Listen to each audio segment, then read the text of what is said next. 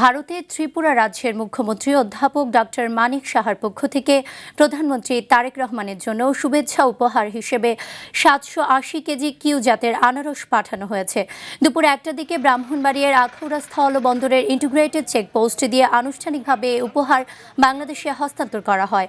আখাউড়া আইসিপির শূন্যরেখায় আয়োজিত অনুষ্ঠানে ত্রিপুরা সরকারের পক্ষে উপহার সামগ্রী হস্তান্তর করেন ত্রিপুরা সরকারের উদ্যান ও মৃত্তিকা সংরক্ষণ অধিদপ্তরের পরিচালক ডক্টর ফণীভূষণ জামাতিয়া এবং কৃষি ও কৃষক কল্যাণ বিভাগের সচিব অপূর্ব রায়।